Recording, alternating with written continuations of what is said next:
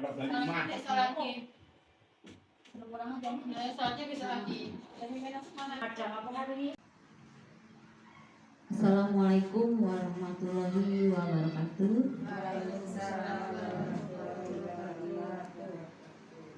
Selamat siang, salam sejahtera untuk kita semua. Tabiku. Yang terhormat Bapak PJ Kepala Sekolah UPT SD Negeri 3 Waringin Sari Barat, yang saya hormati Ibu Bapak Dewan Guru UPT SD Negeri 3 Waringin Sari Barat.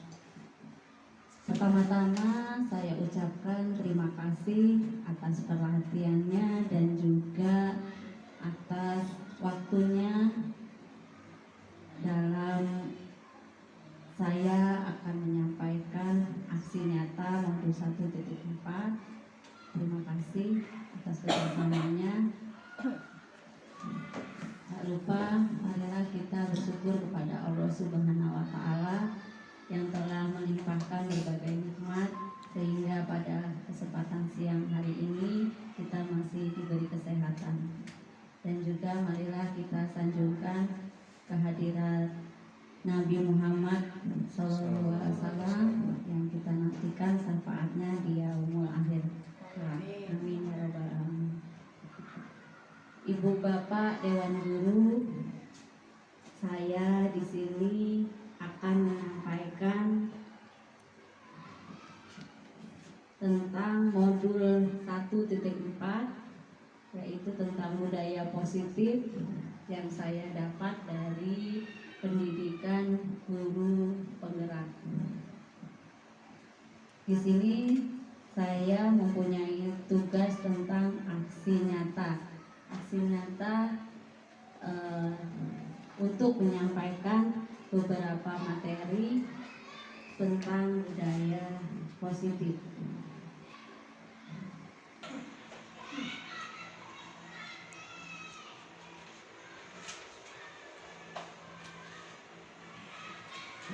Ya. Di perilaku manusia, posisi kontrol guru, keyakinan kelas, dan segitiga retribusi.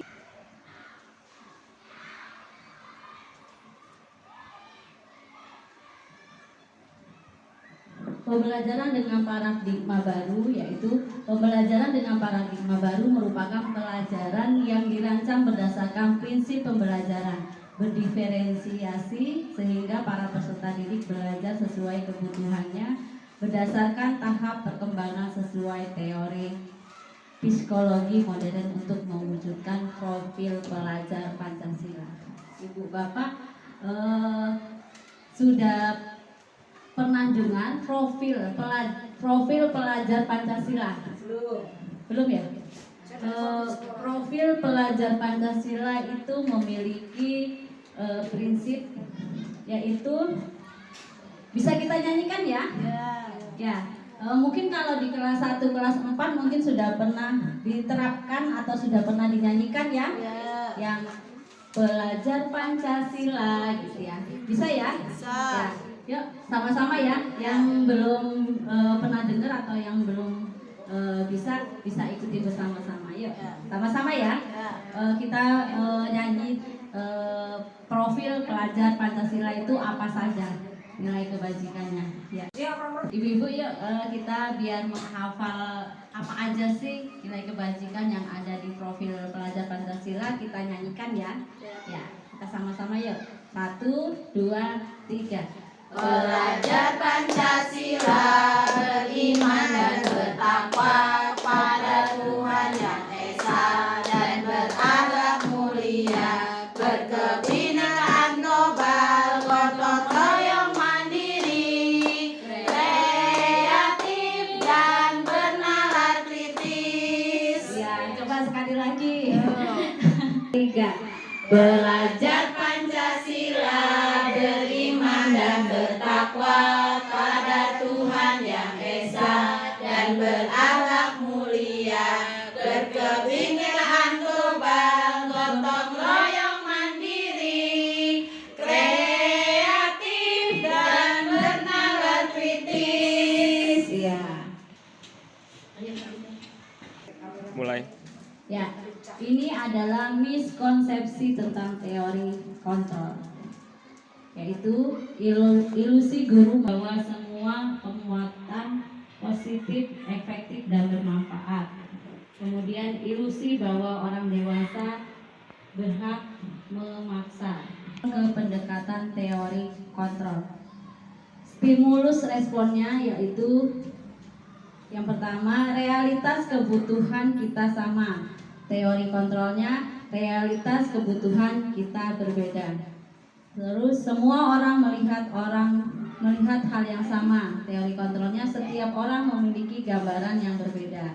Stimulus respon, kita mencoba mengubah orang agar berpandangan sama dengan kita. Teori kontrolnya, kita berusaha memahami pandangan orang lain tentang dunia. Kemudian perilaku buruk dilihat sebagai suatu kesalahan. Orang lain bisa mengontrol saya. Teori kontrolnya, hanya Anda yang bisa mengontrol diri Anda. Stimulus berikutnya, saya bisa mengontrol orang lain. Teori kontrolnya, Anda tidak bisa mengontrol orang lain. Kemudian stimulus respon selanjutnya, pemaksaan ada pada saat bujukan gagal. Teori kontrolnya, kolaborasi dan konsensus menciptakan pilihan-pilihan baru. Selanjutnya yang terakhir, stimulus respon, model berpikir menang atau kalah. Teori kontrolnya, model berpikir menang dan menang-menang. Ya, itu adalah beberapa stimulus dan juga teori kontrol mengubah paradigma. Asal dari kata disiplina, yaitu artinya belajar.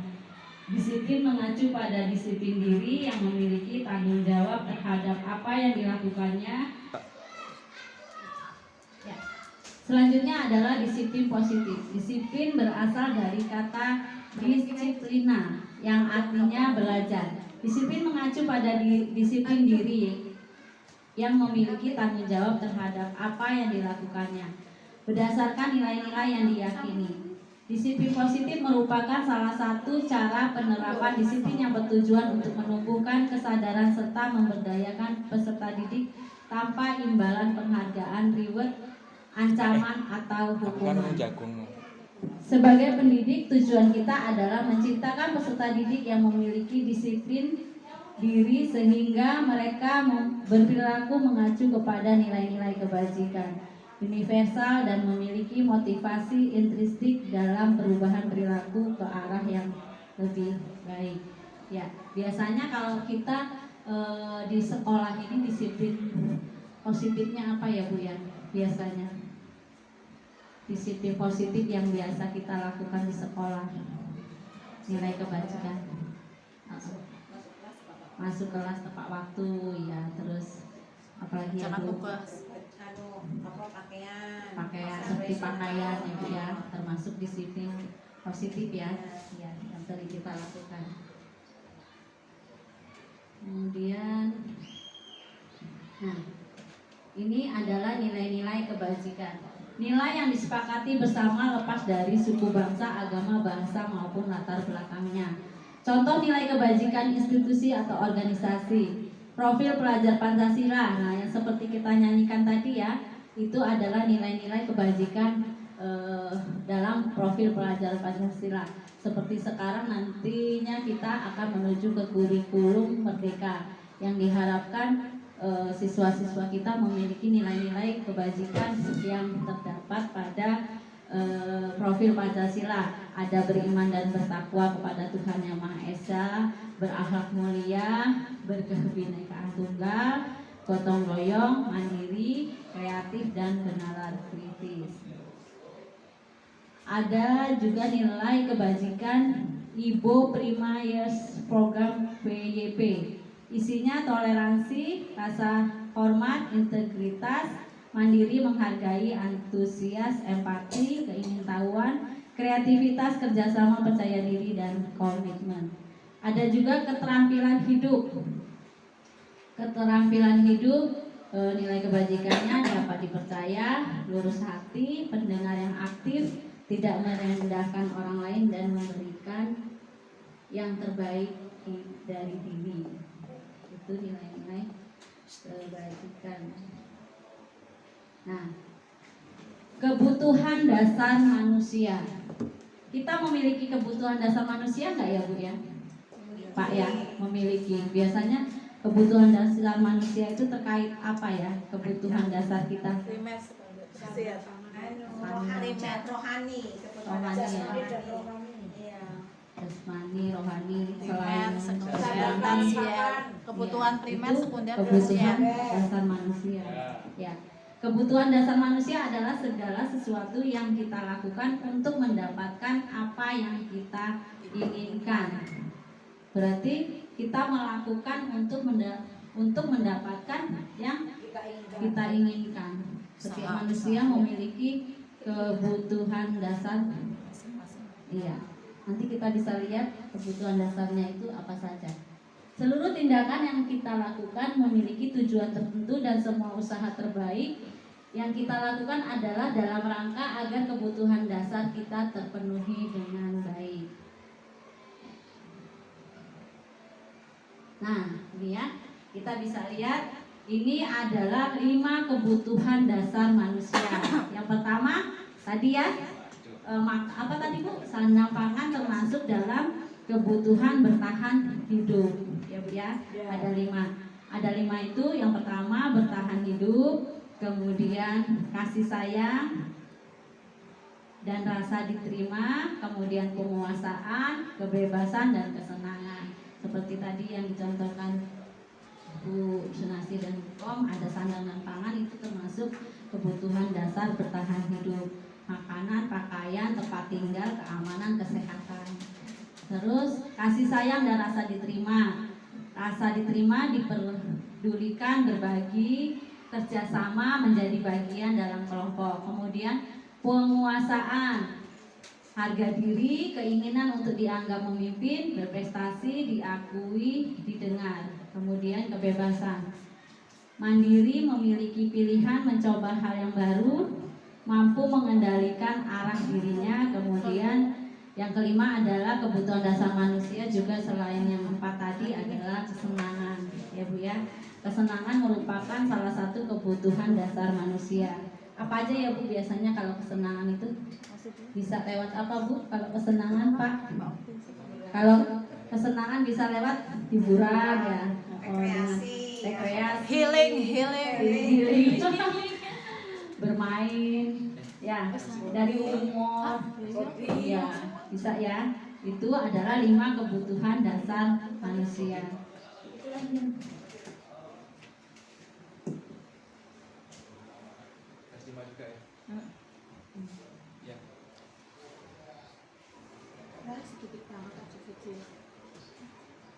Nah, ini adalah motivasi perilaku manusia.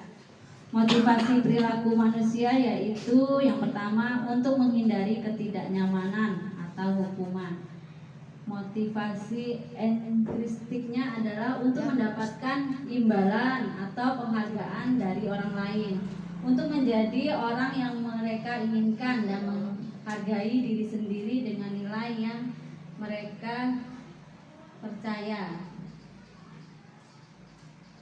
Ya, motivasi perilaku manusia, ya Bu ya. Ada manusia itu melakukan sesuatu untuk mendapatkan apa biasanya?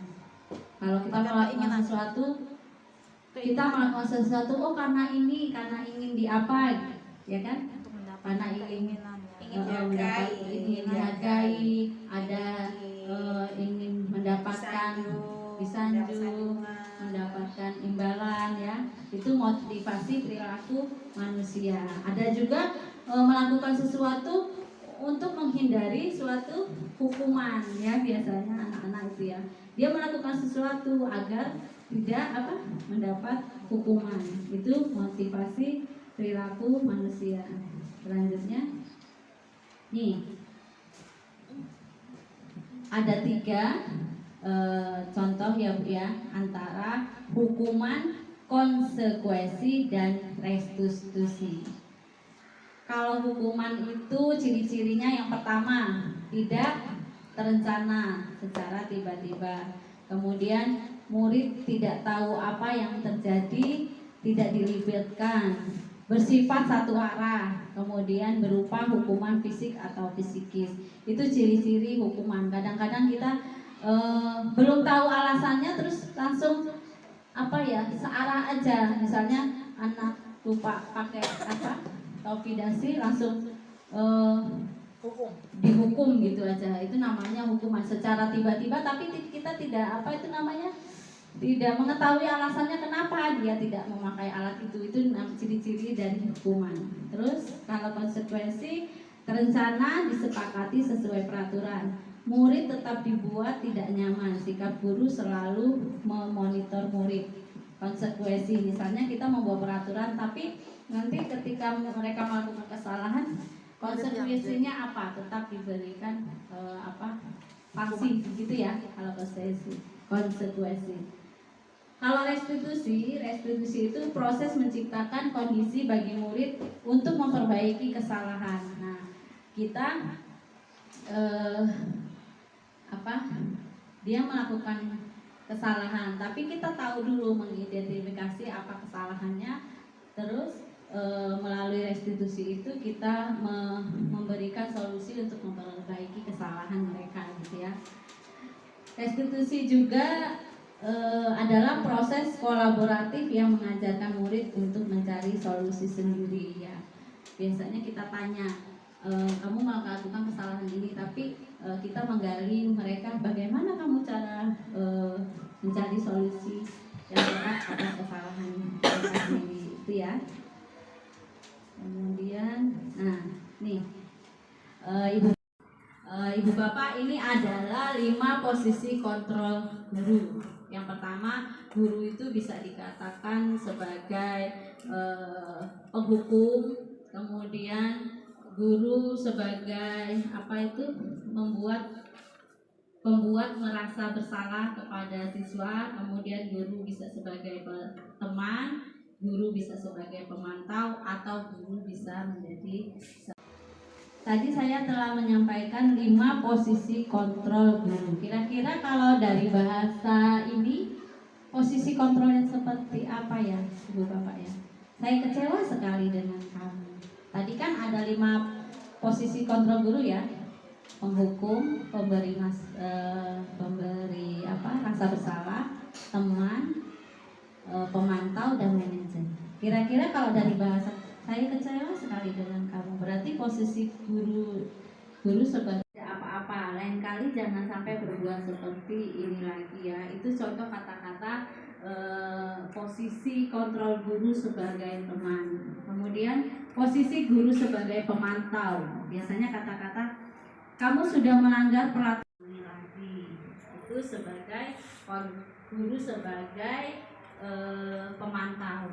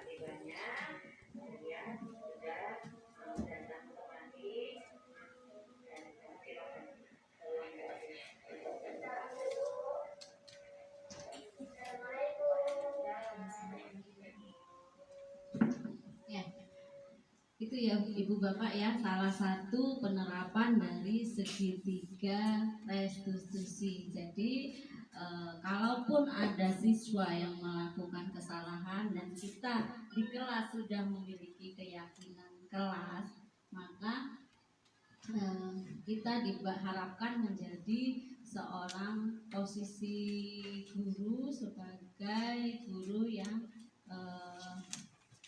posisinya sebagai posisi yang manajer ya. Jadi tidak serta guru ya.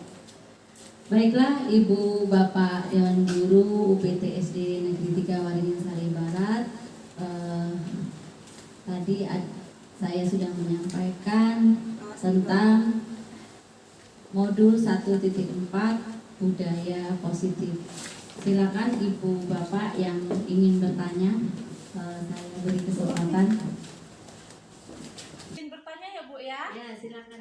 Jadi saya ingin bertanya tentang bagaimana ciri-ciri guru pada posisi kontrol pembuat rasa bersalah. Ya, terima kasih atas pertanyaannya. Saya akan mencoba menjawab. Ya, terima kasih atas pertanyaannya. Saya akan mencoba menjawab. Jadi biasanya kalau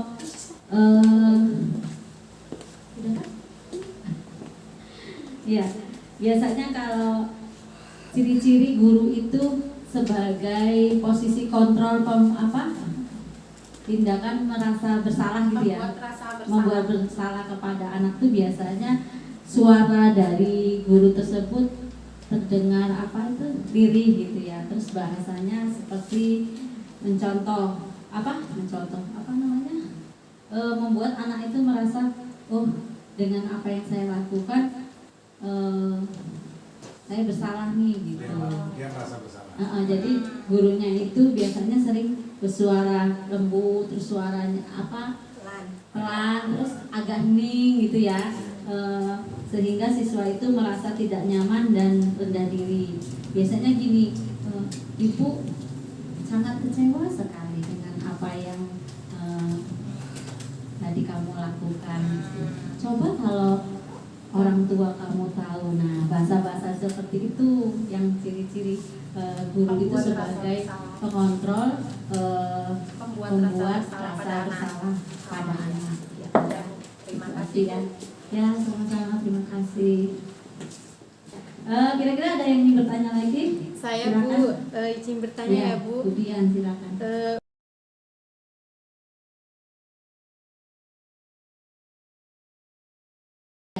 Seperti yang saya sampaikan tadi bahwa kalau bisa kita sebagai guru itu sebagai di posisi manajer ya.